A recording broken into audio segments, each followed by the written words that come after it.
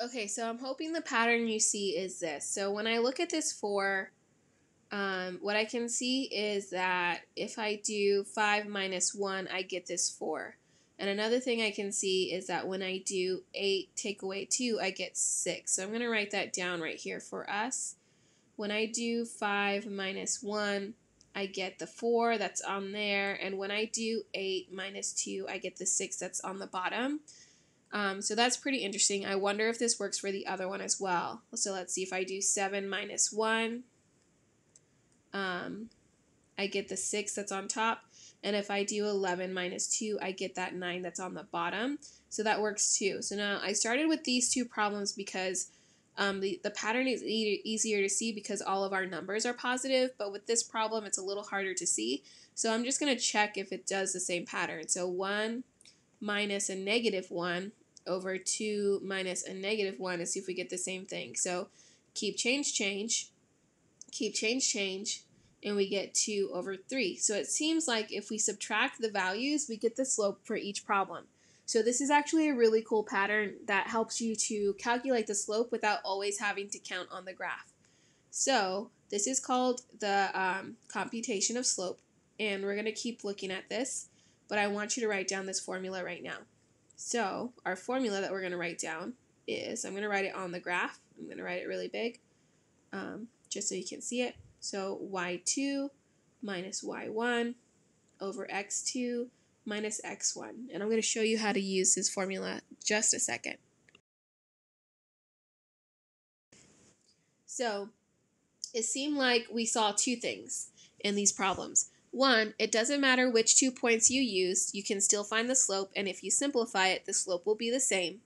And 2, it seems like there's a way for us to calculate the slope without us always having to count on the graph. Okay, so we're going to investigate these two things with the next problem. So in this example, we're going to do something 3 times. Okay, so the first thing we're going to do is we're going to take a look at our graph, and we're going to look at all of the points that are on this graph. So I'm going to put a dot there just so you can see all of our points.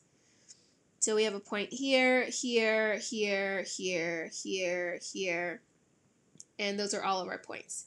Okay, so I'm going to select 2 points, and I'm going to write them down, and I'm going to label them. So I'm going to select these 2 points first.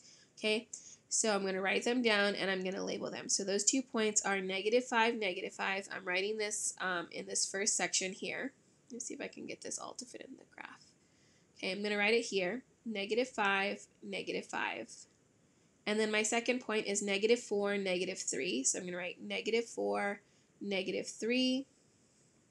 And the first thing I'm going to do is I'm going to label these x1, y1, x2, y2. And then I'm going to write down my formula. y2 minus y1 over x2 minus x1. And then I'm going to start plugging them in. So y2, that's -3. So I'm going to write -3, and the subtraction is part of the equation. So I'm going to write subtract -5.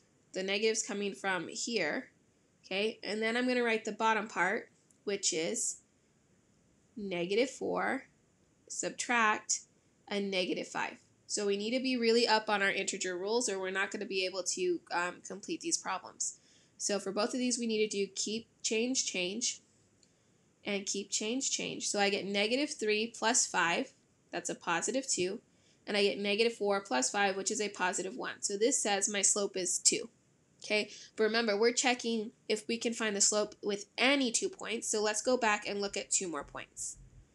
Okay, so let's take a look at this point and this point up here. So I'm going to write these points down, and you should too. Okay, so our first point is -2, 1, so I'm going to write -2 and 1.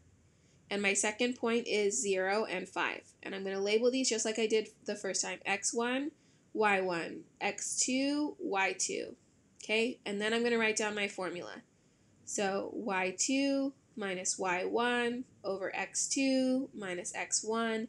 And then I start to plug them in. So y2 is 5, so I write 5 minus, y1 is 1, so I write 1. And then I do 0 minus -2. On the bottom, I'm going to have to do keep change, change. and I end up with 4 over 2. So you might be thinking to yourself, whoops, it didn't give us the same slope. But you're wrong, it did, because if we divide this, what do we get? We get 2, which is the same slope we got on the first point. So what I want you to do next is I want you to take the 2 last points. Actually, I want you to take this point and this point, those 2 last points. I want you to write them down. I want you to label them. I want you to use the formula and find the slope. Do that right now.